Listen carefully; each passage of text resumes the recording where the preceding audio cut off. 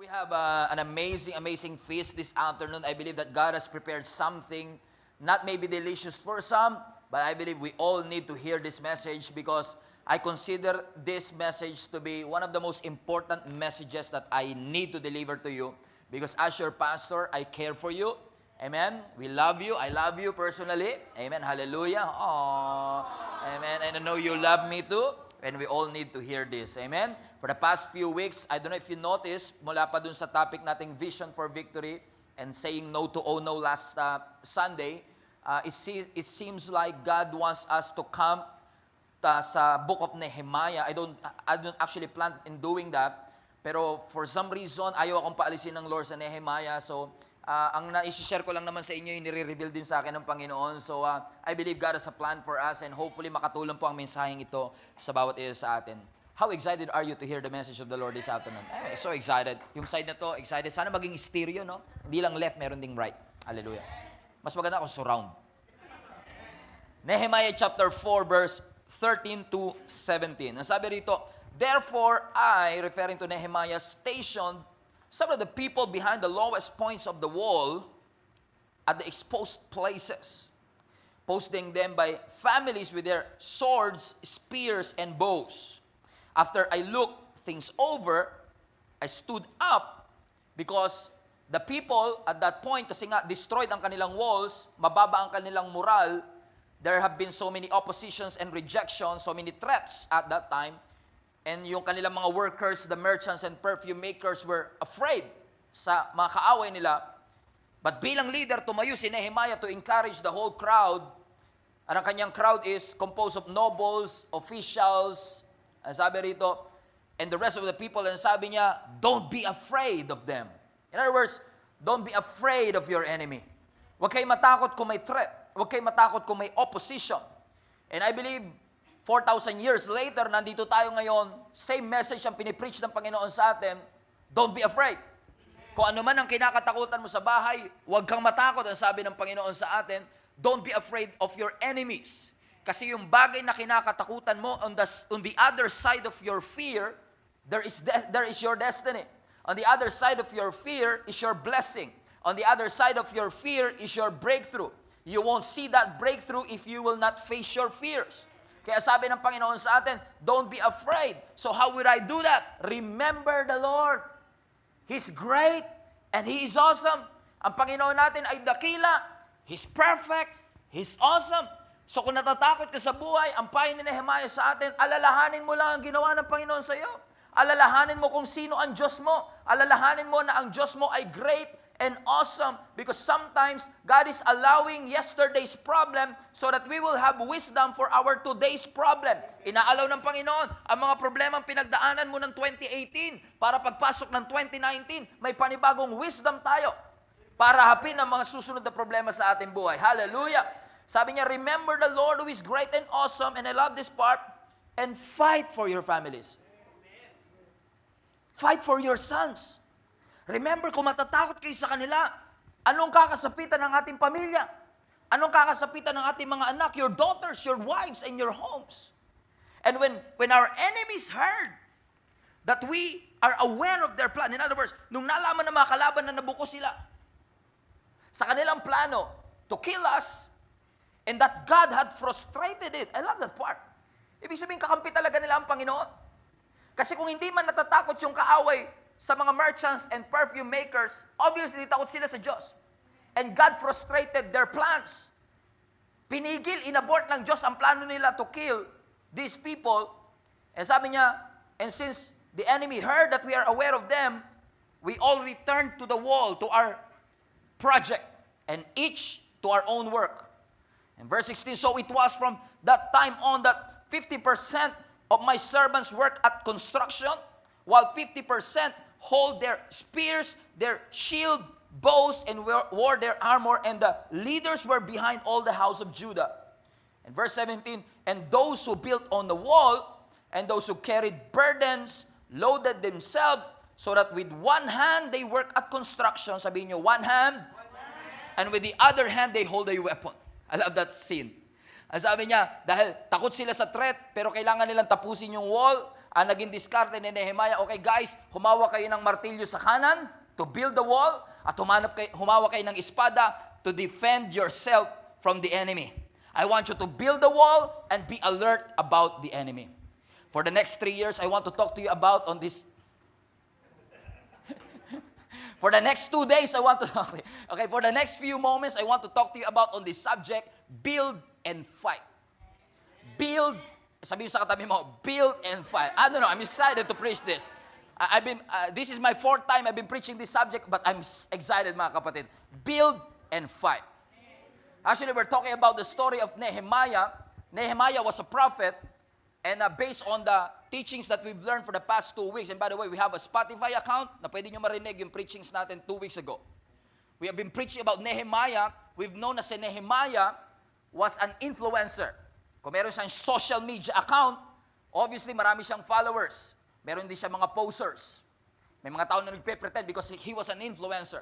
But aside from being an influencer, he was also a cupbearer. Ang ibig sabihin ng cupbearer, bago uminom yung hari, iinumin niya muna. Bago kumain ng hari, kakainin niya muna yung pagkain ng hari. In other words, malapit siya sa hari. Pero si Nehemiah, although working for the king, actually he was working for the enemy. Kasi yung Israelites have been in captivity of the Babylon, at lahat ng best and the brightest of Israel were forced to transfer from Jerusalem all the way to Babylon. Lahat ng best and the brightest, kasama si Daniel, kasama si Shadrach, Meshach, and Abednego, at kasama nga si Nehemiah. But true to His word, ang pangako ng Diyos, after 70 years, pinalaya sila ng Diyos. And after 70 years, yung first batch ng mga Israelites umuwi sa Jerusalem, second batch umuwi sa Jerusalem, but to their surprise, nadat na nila ang kanilang city na wasak na wasak. Ang walls wasak, ang mga bridges wasak, and even the wall which serves as their protection were completely destroyed. Naawa si Nehemiah, nalungkot siya sa kalagayan ng kanyang bayan, kaya nung nabalitaan niya, nag-file siya ng leave of absence sa kanyang boss. Alam, sabi niya, boss, mag-file lang ako ng vacation leave for 2 months. Wow. Sabi ng boss sa kanya, no problem, bigyan kitang entourage.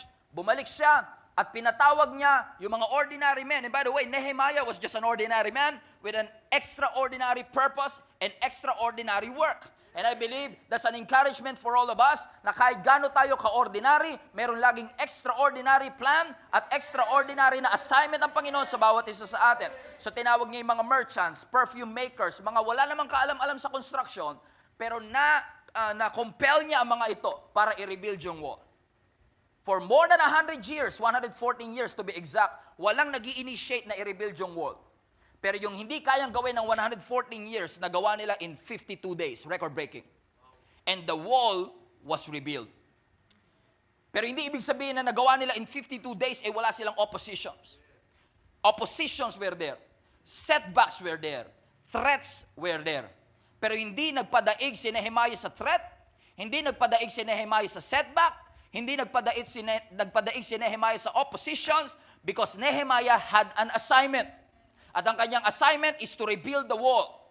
And I believe you and I, if you consider yourself to be a Christian and you believe in Jesus Christ as our Lord and Savior, we all have an assignment. Have, present tense. We have an assignment. Ikaw at ako ay may assignment, mga kapatid. There is a reason kung bakit kakreate ng ating Panginoong Diyos. May rason ng Diyos kung bakit nilagyan kanya ng talent. May rason ng Diyos kung bakit kanya nilagyan ng skills. He deposited something in your life at hindi niya yung ginawa for no reason. May rason ng Diyos kasi may assignment na ipinapagawa ang Diyos sa iyo. I don't know about you, but I'm so inspired with Nehemiah's life. I'm so inspired with his leadership. Kasi sa pamagitan ng leadership ni Nehemiah, pinatunayan niya sa atin na anumang assignment na pinapagawa sa iyo ng Diyos, kaya mong tapusin. Na anumang sinimulan ng Diyos, kaya mong tapusin. Nakaka-inspire siya kasi yung sinimulan niya, tinapos ng Panginoon. Nakaka-inspire ang kanyang buhay kasi sa pamagitan niya, pinatunayan niya sa atin, mga kapatid, that we can do what God assigned us to do. And I believe I'm on an assignment ngayong araw na ito to tell each one of you. I believe meron akong mission ngayong hapong ito para sabihin ko sa inyo that we have an assignment. We have an assignment to build and to fight. We have an assignment to build and to fight. May assignment tayo para humawak ng martilyo at ng espada. Amen? But if you're focusing so much on building and forget the fighting, we must wake up right now because we have an assignment not just to build, but to fight. Sabi ng Psalms 127 verse 1, unless the Lord builds the house, the builder's labor are in vain. And unless the Lord watches over the city, the guards stands watch in vain. In other words, ang sabi sa atin, kung ikaw ay nagbi-build ng something, if you're building your house, literally, or building your homes, literally, unless the Lord is in it, your labor is in vain. Mas masakit sa Tagalog. Kapag wala si Lord sa anumang binibuild mo sa buhay mo, lahat ng effort mo walang saysay. Because ang sabi rito, if you want to build something, you must put God at the center of it. ITO ako, hindi ako karpintero, hindi ako architect. Medyo nakakayaman sabihin, pero konti lang ang mga lalaking katulad ko na hindi handyman. Hindi ako marunong mag-fix ng tubo, ng tubig. Hindi ako marunong alam mo yun, pag nagpalit ako ng bombilya ng ilaw namin, feeling ko ang feeling ko ang tasa ng tingin ko sa sarili ko noon. Hindi katulad na iba nakakahanga, lahat kaya nilang gawin. Masira electric pan nila, aayusin nila. Ako pag nasira electric pan, bumili na tayong bago. Hindi ako handyman eh. Kaya ko mag-assemble ng computer, kaya ko mag-build ng program sa computer, kaya kong gawin yun. At least, tingin ko kaya ko pa. Tagal-tagal na rin kasi yun. Pero pagdating sa building a house, let alone magtayo ng sariling bahay, di ko kaya. Napakarami nating members sa church, architect, engineers, construction workers, magaling sila sa pagbibuild ng something and they know exactly what I'm talking about. That if you want to build a great building, you have to ask somebody who knows how to build it. So if I want to build my own house, huwag niyo ipagkatiwala sa akin ng design, ang engineering aspect nito. Because if I want to build great homes and great houses, I need to ask somebody that knows how to build. And if you are building a relationship, you need somebody who knows exactly what to do. Do you agree with what I'm saying, mga kapatid? Wow, I have a good news for you though. Ang good news ko sa inyo is this. God is in the business of building lives. God is in the business of building relationship. God is in the business of building marriages. God is in the business of building homes. And if I were you, I would ask God to help me build my relationship. Because unless the Lord builds the house, the builder's labor are in vain. And what a good news, mga kapatid, that the Lord is building it. Yes, the Lord is building it. Yes, the Lord is helping you to build the relationship. But, here you go. But there is a labor involved. Look at this. Unless the Lord builds the house, the builder's labor. Yes, the Lord is building it, but your labor is involved. Yes, the Lord is building the relationship, but it takes two to tango. Gustong i-build ng Lord ang relationship mo, but you have to be intentional about building it. I've been married to Jenny for 6 years, more than 6 years. And one thing I've learned in relationship is that relationships can be very challenging. Friendship relationship, sons and daughter relationship, sibling relationship rather, mother and father relationship, all relationships are challenging. Agree, disagree? And if you want your relationship to work, you have to work. Let me rephrase. You have to work if you want the relationship to work. Iba kasi yung may kaibigan ka ng 8 years, sa may asawa ka ng 8 years. Just FYI. Hindi porke may kaibigan ka for 8 years, alam mo na ang pakiramdam ng may asawa for 8 years. Because kahit kasal ka na for 50 years or 5 years, even the happiest couple in the world are experiencing problems, trials, difficulty. Kahit yung pinakamasayang couple na kilala ninyo, meron niya mga pinagdadaan ng pagsubok. Kaya nga ang suggestion ko sa mga single dyan, mag-ingat-ingat kayo bago magpakasal. Ipag-pray niyong mabuti bago kayo magpakasal because marriage is either wonderful or terrible. Kung kaya niyo mag-background check kayo. Sino na mga niligawan niyan muna? Hallelujah. Lalo pag nasa church. Hallelujah. Di nyo alam kung sino kalaban nyo. Hallelujah. Marriage can either be wonderful or terrible. Sabi ng lumang kasabihan, marriage could be your greatest asset or your greatest liability. I recall yung isang phrase na nabasa ko sa isang article na sabi doon, if you love well, you will live well. In other words, the quality of your life depends on the quality of your relationship. You can Facebook that, tweet that, Instagram that. Because ang kalidad ng iyong buhay ay nakadepende sa kalidad ng iyong relationship. At katulad ng pagtatayo ng building, mga kapatid, if you want to build something better, if you want to build your relationship, you need a building partner. Not a building destroyer. Kapag yung kapartner mo, destroyer, ikaw builder, delikado kayo dyan. Ikaw nagbi-build siya, nagdi-destroy, ikaw nag-iipon siya, nagwawaldas, delikado yan. You need a partner na may pareho kayo ng vision, kaya nga importante kapag Christian ka, Christian din. Bakit? Kasi mag-iiba talaga kayo ng vision, baka ikaw you're trying to build it, you're trying to be spiritual, pero yung kapartner mo ay hindi. Right. You need a building partner, not a building destroyer.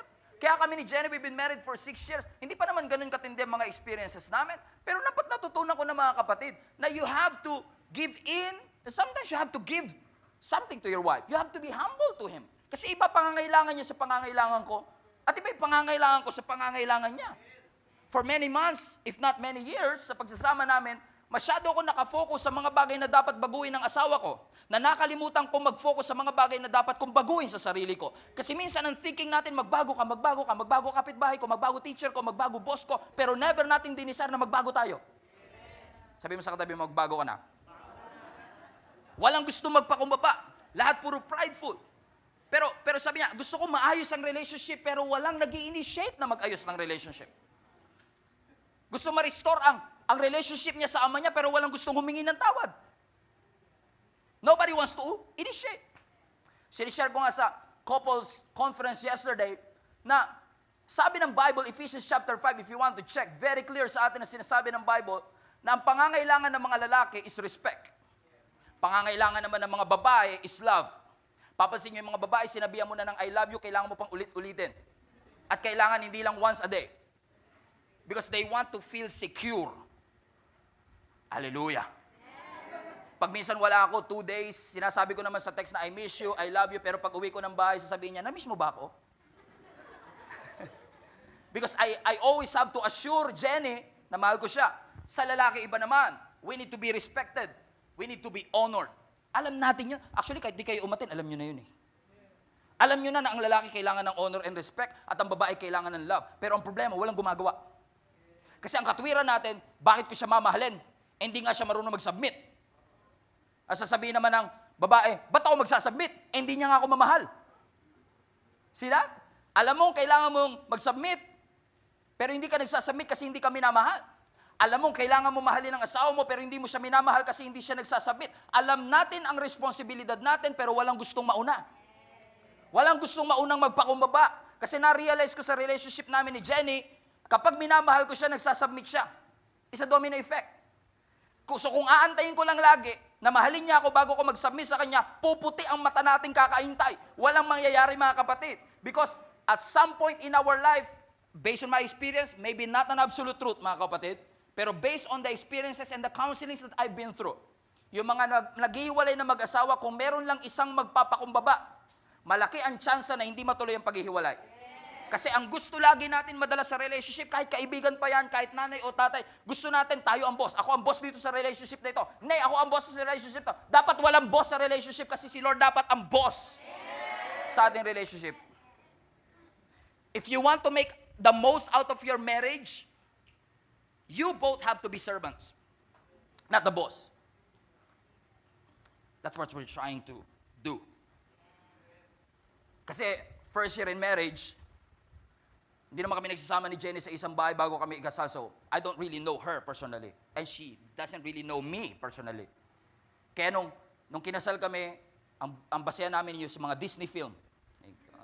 Lion King. Ba't Lion King? Aladdin. Lion King. Ako si Simba. Anyway, excited na ako sa Lion King. Alam mo, pagpasok namin sa relationship, I have unrealistic expectations on her. And she had unrealistic expectations of me. Pareho pala kami nag-i-expect na pasayahin namin ang isa't isa, pero walang gustong magpasaya sa isa't isa. Ang expectation ko sa kaya, pasayahin mo ko. Ang expectation niya sa akin, pasayahin mo ko. Pero walang nag-i-expect na papasayahin kita. Because nobody wants to initiate. And then I realize, hindi porke kailangan ko ng submission, kailangan ng wife ko ng submission. What she need is love. And all we need is love. Kanta yata yun. And then I found out, and I made this theory, that marriage will kill you. Hindi ko yung babawin, totoo yan. Marriage will kill you. There's nothing spiritual here, huwag kayo mag-antay. Marriage will kill you. Marriage will kill your selfishness. Marriage will kill your selfish desire. Kasi when you are married, it's not about taking. It's giving. So, if I want our relationship to work, I have to build it the way God wants me to build it. Because that's what God wants. Ayan, yan ang kaibahan ng love tsaka ng marriage. Ang love is blind. Ang marriage, it's an eye-opener. Pag mahal mo palang bulag ka, pero pag kinasal ka na, dilat na mata mo. Ay, gano'n pala yun. Because we have this unrealistic expectation. I'll be sharing nga din sa couples retreat yesterday. Meron ako nabasang story, ang sabi doon, kapag daw ang lalaki, pinagbubuksan niya pa ng pinto ng sasakyan yung kanyang asawang babae, dalawa lang daw ibig sabihin nun. Pag pinagbubuksan mo pa ng pinto ng sasakyan yung asawa mo, either bago yung sasakyan, o bago yung asawa mo. Because we have this mindset and preset, amen, na nung una, ako nagbibigay, eventually, when we got married, I have to take something. So in other words, if I want this relationship, kung gusto ko yung 6 years maging 60 years, I have to build it. And you know what? The good news is this. Hindi lang ako ang may concern ng ganun. God cares for our relationship. And God cares for your relationship. So a suggestion ko sa inyo mga kapatid, kapag may mga toxic, alam niyo buti pa yung katawan natin, pag may toxic, automatic na fina-flush ng katawan natin yung toxic. Kaya ka naiihi ngayon. Kaya tayo nadudumi, kaya tayo nagpapawis because our body was designed by God to eliminate toxins. Ang nakakalungkot, marami ka ng toxic people sa paligid mo, ayaw mo i-eliminate at i-flush. Toxic people will always result to toxic relationship. I'm not saying na hiwalayan mo yung asawa mo kasi toxic. But what I'm trying to say is this, that God has placed these people around you because you have an assignment. Sabi mo sa katabi mo, we have an assignment. It's not an accident, mga kapatid. So don't bother to ask me, meron bang formula, pastor, para mag-great ng building ng great families? No, there's no formula in building great families. Kasi in reality, ibang-iba na ang mga pamilya ngayon. Masyado tayong serious, masyado na tayong busy, masyado na tayong pagod. Wala nang tumatawa sa pamilya. Buti pa, pag sa barkada, kaya mo mag-joke, pero sa loob ng pamilya, hindi tayo nag-joke. Why so serious? And then nakakalungkot, maraming young people, hindi naman siguro lahat, mas excited pang mag-sleep over sa ibang bahay kaysa mag-sleep over sa sariling tahanan. Why? Because they are not excited sa kanilang sariling tahanan. And you know what? Habang nakangiti ka, habang nakangiwi ka, nakangiti si Satan. Habang nalulungkot ka sa nangyayari sa family mo, natutuwa si Satan because Satan's business is to steal, to kill, and to destroy. But thank God, our God has a project of build, build, build. Hallelujah. Ang project ni Lord, build, build, build. He wants to build your relationship kasi walang family na immune sa storm. Walang family na immune sa trouble. Lahat tayo dumaranas ng iba't ibang troubles and pain and sadness sa ating buhay. Salamat na lang mga kapatid, kahit may mga misunderstanding, may mga hindi pagkakaintindihan, sinisikap natin to the best of our ability mga kapatid, na ang plano ng Diyos sa ating pamilya ay maganap. Sabi nga ng Bible, as iron sharpens iron, so as one man sharpens the other. Kung paano ang bakal ay kinikiskis sa kapwa bakal para tumalas at tumalim. Ikaw din minsan may kiskisan sa pamilya para i-sharpen tayo ng Diyos. Isipin mo lang yung asawa mo pangtasa. Isipin mo na lang yung asawa mo panghasa lang yan ng ugalin. Hallelujah. Isipin mo na lang na yung kapatid mo hinahasa yung patience mo. Isipin mo na lang yung kapatid mo hinahasa yung character natin because as iron sharpens iron, so as you sharpened by the other. Kaya ang sabi ni Nehemiah, I know that we are building something great in here. Pero may mga atak ang kaaway. So what we will do? Sabi niya sa verse 17, Nehemiah 4:17, sabi niya rito, so ganito gawin natin, those who built on the wall, those who carried burdens, loaded themselves, so that in one hand, gumamit kayo ng martilyo. Pero yes, we're so busy building it, pero hindi natin pwedeng i-ignore maraming kaaway. Maraming opposition. Si Satan was trying to steal, kill, and destroy. God wants us to build something. So sabi ni Nehemiah, habang hawak-hawak nyo ang martilyo, humawak na rin kayo ng espada sa kabilang kamay. Look at the picture. Build, fight. Build, fight. Because while you are building, you have to fight for your rightful place. Because Satan will attack your family. Satan will try to destroy your family. Tatandaan niyo mga kapatid, sisirain ni Satanas ang pamilya ninyo. Don't let that happen. Fight for your family. Sabi mo sa katabi mo, let's fight for our family. Let's fight for their salvation. Do you agree with that? Ipaglaban natin ang kanilang kaligtasan. Kung hindi pa sila ligtas, ipaglaban mo kasi gusto ni Satan na wag na silang bigyan ng opportunity maligtas. But fight for them. As you are building something, as you are growing in Christ, you have to fight for the salvation of your family. Huwag ka papayag. Naalala ko si Noah, nung binigyan siya ng Lord ng assignment, here you go, assignment. At ang assignment ni Noah, gumawa ng ark. Kasi ang sabi ni Lord, for 40 days and 40 nights, uulan at babaha, hindi lang sa Malabon, kundi sa buong mundo. Hallelujah. Praise God. Ang sabi, for 40 days and 40 nights, uulan at magbabaha sa buong mundo. But I want you to build the ark. Because that ark will save you from destruction. Sabi niya, lahat ng yung mga animals by pairs, 7 pairs, ipasok niyo sa ark. At kayo as a family, pumasok kayo sa ark. 3 anak ni Noah. Kanya-kanyang asawa, bali 6, pa sila mag-asawa, 8. 8 of them. By the way, 8 is a number of redemption. Nothing accident in the Bible. 8 is a number of redemption. So 8 members of the family ang naligtas sa ark. Habang punong-puno ng matitinding pagsubok at bagyo ang labas, may 8 tao na niligtas ang Diyos. At alam niyo kung sino yung ark na yun, I believe that is a picture of Jesus Christ. Habang ang mundo ay sirang-sira at wasak na wasak, may somebody na nagligtas sa atin at kung pupunta ka lang sa ark, you will be saved. A picture of Jesus Christ. But there's a very interesting exposition on 2 Peter chapter 2 verse 5. Na sabi doon, the 8 people who entered the ark was Noah. That's interesting. Sabi niya, the 8 people who entered the ark was Noah. In other words, yung 7 na una na sa ark, bago si Noah. In other words, Noah made sure na yung kanyang buong pamilya ay nasa ark bago siya pumasok. Now, it's serious. I say this respectfully. Distractions will come. Make sure that your whole family is in the ark.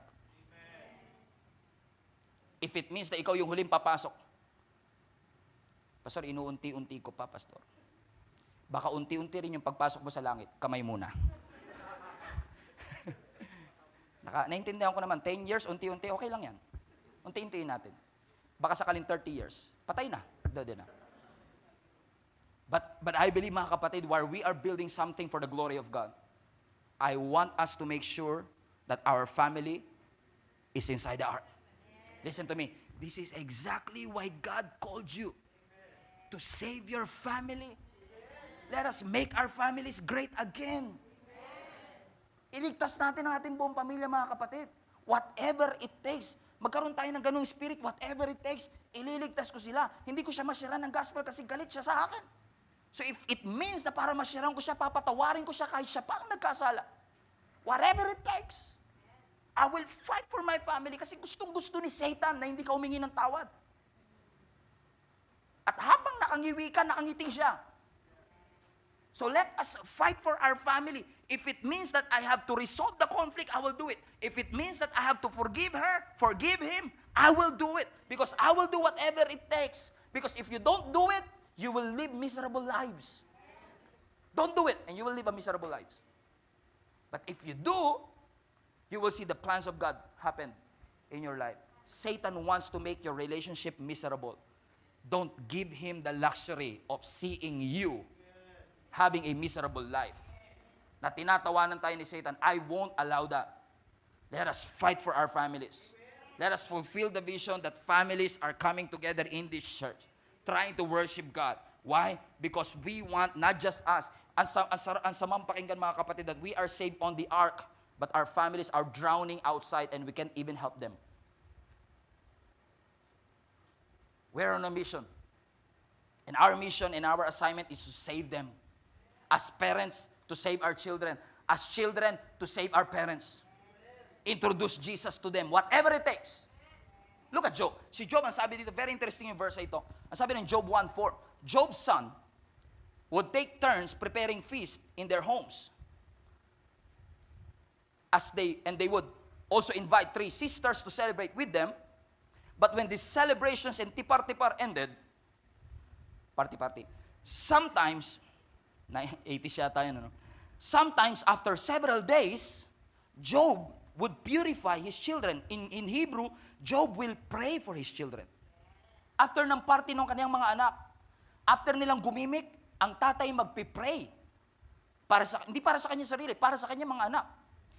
Sabi ng next, he would get up early, gigising na maaga yung tatay, in the morning and offer a burnt offering. This is interesting, for each of them.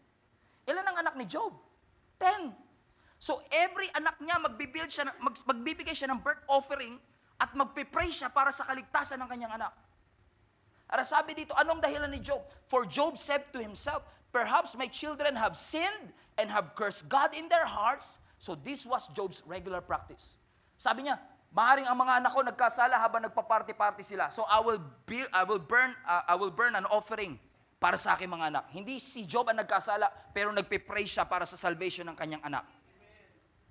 So Job had a job. So Job had a J-O-B. What is the job of Job?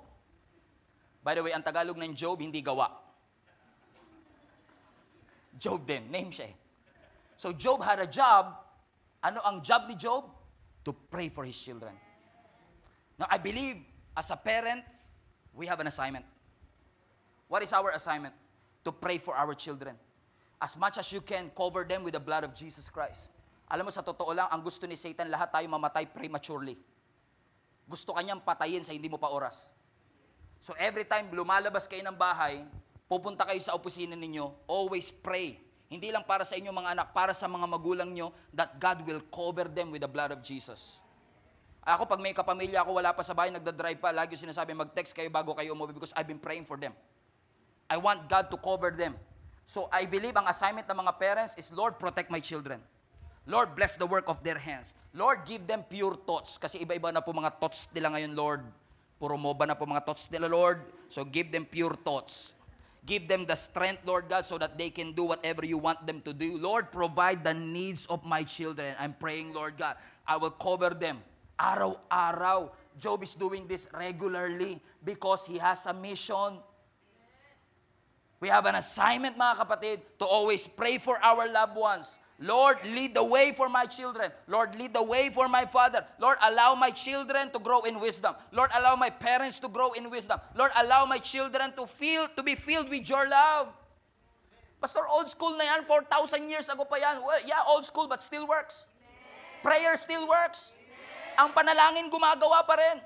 Amen? So why we are building something, glorifying the Lord, doing what God wants us to do, we are also called to fight for our families. So you have to fight for your family so that God will fight for us. Sabi mo sa katabi mo, fight! Amen? As a parents, wag natin hayaan na iPad ang nagpapalaki sa ating mga anak. Don't allow our children na lumago at lumaki gamit ang iPhone. Hindi po iPhone dapat ang magpalaki sa kanila. I say that respectfully. Hindi dapat games ang inaalaw natin na magpalaki sa kanila. You have to be very strict. If you are really intentional, mga kapatid, in building great homes and fighting for your family, don't allow Hollywood to raise our children. Alam mo, ang assignment ng mga magulang, sabi ng Deuteronomy 6:7, ang trabaho ng magulang is to teach our children God's command. It's our job. Because hindi natural sa atin maging mabait. Iba nga, hindi pa na-transform. Hindi natural. And honestly, at some point, medyo offended ako sa mga Nauna sa aking generation, actually kasama na rin ako, siguro kaya din ako offended kasi isa rin ako sa mga dating gumagawa nito. To be honest with you, I don't consider myself as a millennial. Ang survey, sabi nila, millennial pa raw ako. Siguro based sa itsura and all of that, pero I think based on...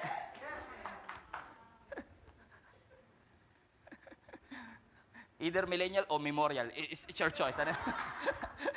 So, I don't consider myself as a millennial kasi batang 90s and all that, medyo iba na yung thinking ko compared to millennials. Pero I've done this too, and we're still doing it now. Galit na galit tayo ngayon sa mga millennials. Ang dami nating complaints about the millennials. Ang mga millennials, mga tamad sila. Inuubos lang nila ang pera na ibang-iba yung mga kabataan ngayon sa mga kabataan namin. Kami noon, hindi kami ganyan. Sila ngayon, pahila-hilata lang dyan. Tapos pamoba-moba lang dyan, may project daw, pero nakahiga yung cellphone. Paano pa-project? Nakahiga yung cellphone. Mga parents, tip lang po, pag nakahiga yung cellphone ng anak nyo, hindi project yan. Tapos, ang lakas pa ng loob, sabi, ma, anong ulam natin? Tapos pagka hindi mo binigyan, galit pa sila. Iba talaga itong mga millennial na ito. And I used to hate millennials as well. Pero the question is this, sino bang nagpalaki sa millennials? Pastor, kami din yun Good. I mean, di ba tayo din? Kasi ang katwiran ng iba, siguro hindi kayo to, no? Pero yung iba ang katwiran nila. Anak, alam mo ng bata ako, grabe, baka pinagdusahan ko, pinaghirapan ko. Pag nagkakasala kami sa magulang namin, tatali kami sa puno. Tapos, isasako kami, lalagay, papakainin kami sa mga langgam, ginawa kami cheesecake ng mga magulang namin. Papakain kami sa mga langgam. Pero anak, dahil mahal kita, hindi ko yun gagawin sa'yo. Kasi mahal na mahal kita, anak. Ano anak, kumain ka na ba? Di pa po na ito, kumain ka anak. Magpakabusog ka, magpakataba ka. Gawin mo yan. Kalooban ng Diyos sa tumaba ka, anak. Ano anak, gusto mo magpahinga ka dyan, amiga ka dyan. Nay, nababoard ako. O, bilang kita iPad. Ilang gusto mo? Limang pad ng intermediate pad. iPad. Amen? Tapos, pag gumawa ng mabuti, kayo talaga mga millennial. Iba na talaga kayo. Hindi na kayo talaga matitigas sa mga ulo ninyo. Paluin kita dyan eh. Huwag mo papaluin. Susumog kita sa bantay bata. Samantalang dati, gulpi, sarado na kami. Walang bantay bata. Right? No, maybe not an absolute truth, but is it possible na tayo din, as parents, ang may kasalanan kung bakit na-spoil sila? Kasi, di ba iba yung way ng pagpapalaki sa atin sa pagpapalaki sa kanila? So bakit tayo nag-i-expect ng same result? So I guess mga kapatid, as a parent, as millennial ourselves, we all have assignments. Nalulungkot ako sa maraming families nowadays kasi kaya natin pag-usapan ang schedule, kaya natin pag-usapan kung kailan tayo kakain. Kain tayo? O ano schedule mo bukas anak? Gigisingin kita. Pero when it comes to conversations that really matter, we don't talk about it anymore. Naalala ko dati, kinakausap ako ng tatay ko kung sino dapat kong pakasalan. And I don't hear a lot of parents nowadays doing that. We're not talking about the stuff that really matters. Avoiding failures that they've fallen into in the past. Conversations becomes less and less. And I say this humbly and respectfully, if you have to correct them, mga kapatid, correct them. If you have to correct them, correct them. If you have to correct them, correct them. Fourth time is a charm. If you have to correct them, correct them. Pastor, sasabihin lang na anak ko sa akin, ako nga, ganito. No, you don't have to be perfect to correct your children. You have an authority given by God. And if you're really serious about this, fight for your family. If you really think na ito ang tama, fight for it. Alam mo, napansin ko sa maraming Christians, kasama na siguro ako doon, ang dali kasi natin kausap eh. Ang dali natin kausap. Pastor, maganda yun Hindi, negative yan. Halimbawa, mom, dad, yaman Ako nga, malang eh. Mom, dad, lately kinukonvict ako ni Lord na, pwede ba kayo ma-invite sa church? Punta kayo kahit isang Sunday lang. Balita ko yung pastor doon, gwapo daw siya, magayon siya, mag-reveal word and all that. Punta kayo sa church. Sabi na hindi, masyado akong busy, wala akong panahon sa mga ganyan. Okay po. Ang dali natin kausap. Pero, tamo, ikaw bilang anak, pag hindi nakapunta yung parents mo sa graduation mo, galit ka. Tatampo ka. Kasi this is an important thing for me. Pero pinag-uusapan dito pagpunta sa graduation. Pero yung pag-i-invite, hindi lang pag-invite sa church yun, pag-invite papuntang langit yun. Pag na-hold up ka ba, halimbawa na-hold up ka, sinabi sa'yo, hold up to! Ah! Wala po akong kahit ano. Ano meron kanya? Candy lang po nag-iisa. Naiwan ko lang to kanina eh. Pampawala ng antok namin mga worship. Kasi po straight ako kanina eh. Ito lang po, mento. Sige, pwede na yan. Hold up to, huwag ka susunod ha. Huwag ka susunod. Baka manlalabang ka pa. Manlalabang ka ba kapag kinuha sa mentos? Tapos pag napatay ka, isang bata napatay, nanlaban kasi kinuha yung mentos. Parang, wow, ang pangit ang balita ng pagkamatay mo. Pero kapag ang kinuha sa'yo ay something really dear to you, cellphone nga lang, kapatid. Nakikipagpatayan tayo sa hold-upper. Tapos si Satan, kinuha na yung buong pamilya natin. Ayaw nating lumaban. Talaga, kapatid, kung ako, tatay at nanay, ang suggestion ko lang, kapag sinabi ng anak niyo, ayaw kong pumunta sa church, ano ba gusto mo mangyari? Gusto mo ba siyang mapalapit sa Diyos? Yes, Pastor. Then fight for it. Tindigan mo yung tama. At sabihin mo sa kanya, anak, hanggat nasa puder kita, no choice ka. Kasi I stand for what is right, I fight for what is right. Yes, I'm building something in church, but I have to fight for my family kasi hindi ako papayag na kinukuha ka ni Satanas right before my very eyes. Right? Sabi mo sa katabi mo, fight for our family. Ipaglaban natin na lumaki silang malapit sa Diyos. Ipaglaban natin, mga kapatid, na mga magulang natin ay makakilala sa Diyos. Pastor, ayaw sumamay. Naku kapatid, kung kinakailangang araw-arawin mo pag-i-invite. Kasi, hino-hold up tayo ni Satanas eh. Papayag ka ba, kuhanin yung mga magulang natin, dalhin niya, sama niya sa impyerno, pagbebentahin lang na ice tubig doon, huwag ka pumayag. Ipaglaban natin. Nasa katwiran ka naman eh. Ipaglaban mo. Hindi ba? Pamilya, hindi mo naman sila dinadala sa something na ikakapahamak nila eh. Kung kinakailangan mag-antay ka ng birthday mo, Nay, birthday ko man naman, ipamana mo na sa akin to, di ba aling walang car? Oh. Basta makasama kita sa church, then I will do it because I'm very serious. Kung kinakailangan araw-araw, kung kinakailangan magpatugtog ka ng Spotify sa bahay niyo, tapos walang ibang makakakonek na Bluetooth, ikaw lang. Para mapakinggan niyo yung boses, ganito. Jesus is Alive CMNB, search nyo sa Spotify. At kung kailangan mangyari yun, do it. Because if you're really serious about fighting for your family, do it. Magpatugtog ng Christian songs kahit hindi nila gusto. Kung ayaw nyo sumama sa akin, magpapatugtog muna tayong Christian songs. Right? Pastor, unti-unti lang. 10 years na, kapatid. Unti-unti pa din. Pastor, may ginagawa naman ako. Ano?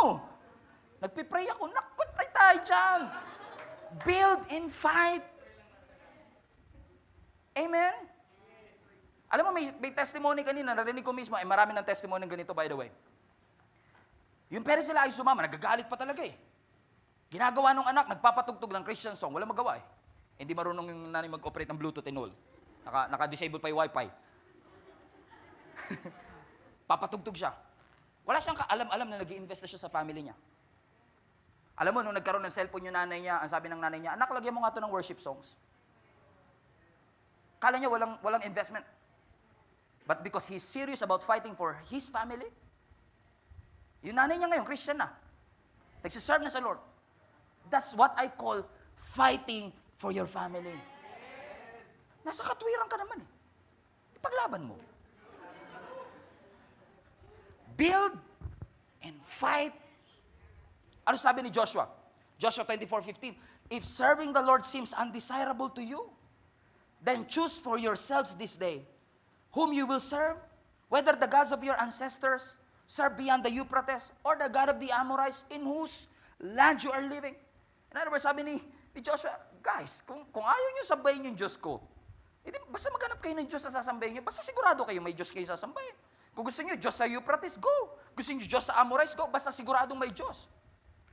Pero sa dulo sabi niya, but as for me, pero kung ako tatanungin nyo, but as for me and my household, my family, oh my God. But as for me and my household, we will serve the Lord. Pastor, gusto ko naman, Actually, in reality, Pastor, tumakas nga lang ako papuntang church ngayon. Hindi nga naman parents ko. Hindi nga alam na asawa ko na wala ako. Alam niya bumili ako sa Victory Mall eh. Mapapabili pa tuloy ako mamaya. Pero yung mga kapatid, I understand, hindi ka talaga nila maintindihan. Pero paano mo papaintindi? Invite mo sa church nang maintindihan niya. At least ma-assure niya hindi ka pabaliw. Kasi akala niya baliw ka na eh. Akala na asawa, nababaliw ka na. Nakikita ka niya, nagpe-pray sa kwarto. Nagtataas ka ng kamay, umiiyak ka habang tumatawa. Sabi, ano nangyari sa anak ko? Ano yata to? At kapag in-invite mo sila, hindi ka talaga nila maiintindihan. Pero try mo silang ayahin sa church nang maunawaan nila, ay, salamat sa Lord, hindi pa pala baliw ang anak mo. Magugulat siya rin, baliw na rin pagdating na. Pareho na kayo nagtataas ng kamay. Pareho na kayo nagpupuri sa ating Panginoon Diyos. Meron ka bang mga unsaved members of your family? Fight for your unsaved families, mga kapatid. Ipaglaban natin. Do everything that you can to save them. Kung kailangan araw-arawin, kung kailangan maging mabuting anak ako sa magulang ko para kumilala sila kay Lord, go. Kung kailangan na hindi ako naguhugas ng pinggan, maghuhugas ako ng pinggan para makakilala ang parents ko, I will do it. Kung kailangan na mas magiging responsabling asawa ko sa asawa ko para makasama ko siya sa church, I will do it. Whatever it takes. Huwag nating i-expect, mga kapatid, na ang nanay lang ang nagpe-pray para sa pamilya, ang tatay lang nagpe-pray para sa pamilya. Huwag nating i-expect na ang preacher ang magsisave sa kanila, ang church ang magsisave sa kanila. We save them. We all save them. Amen? Ang sad reality is that ikaw mature ka na sa Christian life, pero sila hindi kilala si Lord, hindi nila kilala. That's reality. We have to wake up, mga kapatid.